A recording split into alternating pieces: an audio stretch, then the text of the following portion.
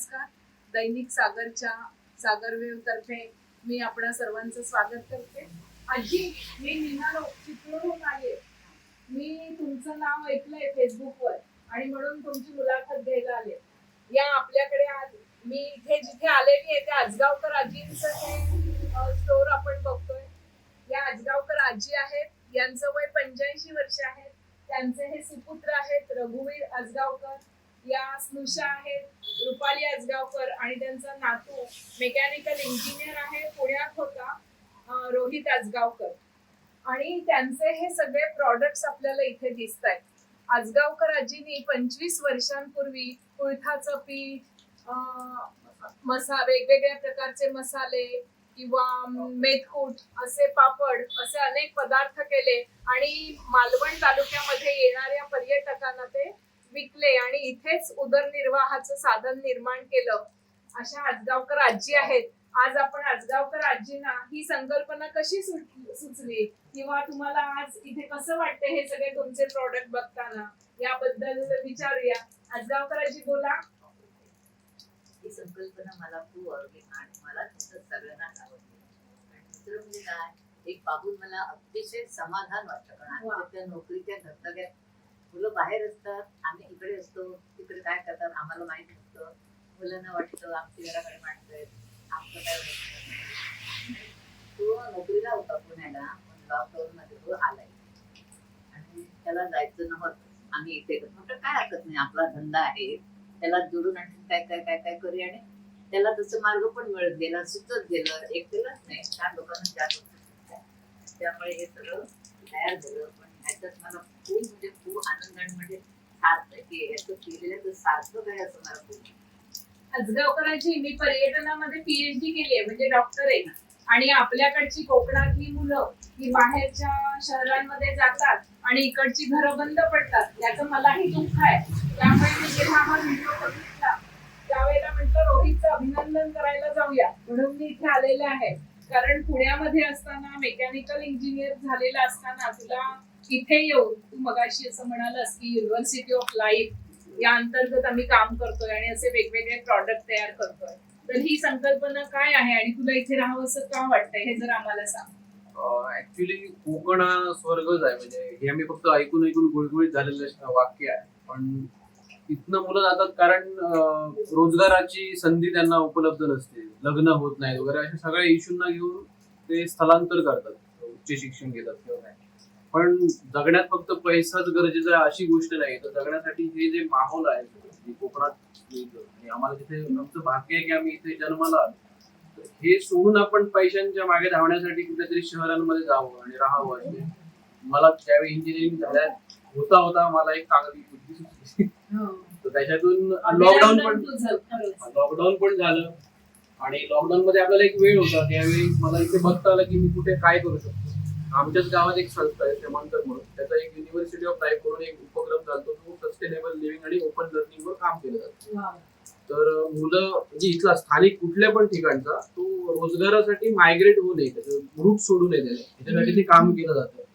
आणि शाश्वत आपण मार्ग काय शोधू शकतो. कारण मायनिंग सारखे पण ते प्रकार जातात ज्याच्यातनं रोजगार निर्माण होतो, पण ते पण निसर्ग उद्ध्वस्त करून करतो सस्टेनेबल. हा, तर इथे हे राखून सगळं गावाचं सिस्टम म्हणजे राखून आपण गावात एक इकॉनॉमी कशी जनरेट करू शकतो ह्याच्यातलाच हा इको स्टोरी ही त्याच्यातलीच एक संकल्पना आहे. आणि असे आमचे बरेच स्टार्टअप आहेत. बरेच म्हणजे काय काय आहे? बरेच म्हणजे आमच्याकडे वयम फॉरेस्ट नर्सरी म्हणून आहे. वयमचा अर्थ होतो आम्ही सगळे. कारण ज्यावेळी तुम्ही नर्सरी बघता त्याच्यात एकच काजू किंवा आंबा हे जे काय म्हणतात ते कॅश क्रॉप जे आहेत ते तुम्हाला लावताना दिसतं. त्याच्यातनं बायोडायव्हर्सिटी पण नष्ट होते.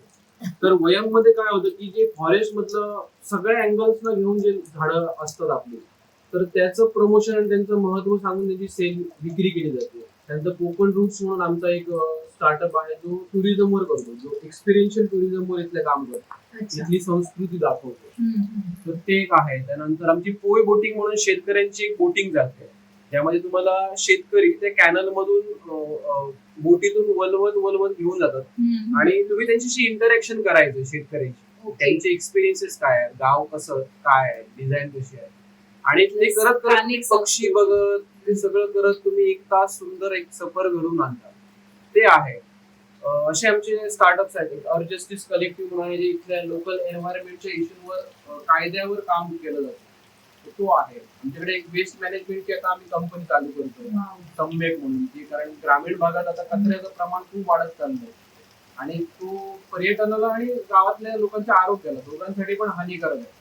त्याचं व्यवस्थापन कसं करता येईल त्याच्यासाठी तो एक चालू आहे. असे बरेच प्रोजेक्ट आहेत चालू भविष्यात. आता सुद्धा आम्ही भगवती मंदिरात गेलो होतो ना, तिथे पण कपडे किती होते अरे त्या झाडावर, म्हणजे मस्त वाटलं एकदम. तिथे पण तुम्ही गेला असेल तर तिथे पण एक हर्बल इको स्टोअर म्हणून आहे.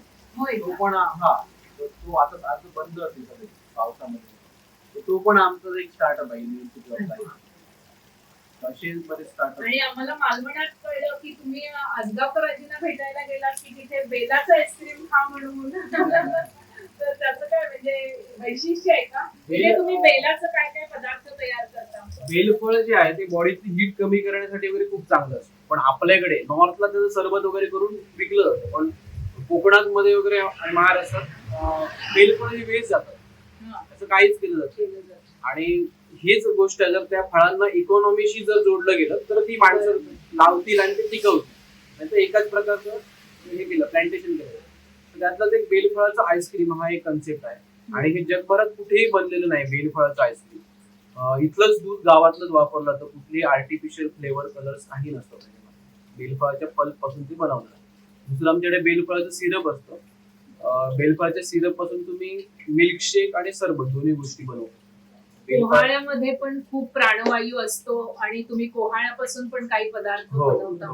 कोहळा पण आपल्याकडे कोहळ्याची पण काही प्रोडक्ट बनत नाही, जसं सांडगे बनतात ते पारंपरिक, त्याच्या पलीकडे जात नाही. तर आमच्याकडे त्याची कॅन्डी आहे, कोहळ्याची कॅन्डी केलेली आहे गुळामध्ये आणि ती मधामध्ये मॅरिनेट करून तुम्ही खाऊ शकता. कारण ज्यावेळी ड्राय करून आपण एखादं फळ मधामध्ये सूप करून त्याचे गुणधर्म वाढतात. आणि त्याच्यापासून जॅम केलेला आहे आमच्याकडे कोहळ्याचा, आणि त्याच्यामध्ये जास्वंद फुलाचा कलर एक्सट्रॅक्ट करून वापरला जातो. तर ते दोन्हींचं सांगड करून आपल्याकडे फ्युजन करून ते बनवलेलं आहे कोहळ्या. इथे जे वेगवेगळे प्रॉडक्ट आहेत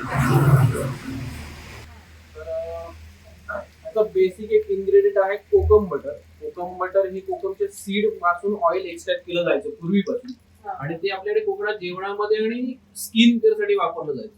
मधल्या पिढीने खाण्यातलं बंद केलं आणि फक्त कॉस्मेटिक साठी वापरायला लागलं. तर आम्ही ते प्युअर कोकम बटर आता एडिबल पर्पज साठीच प्रमोट करतो.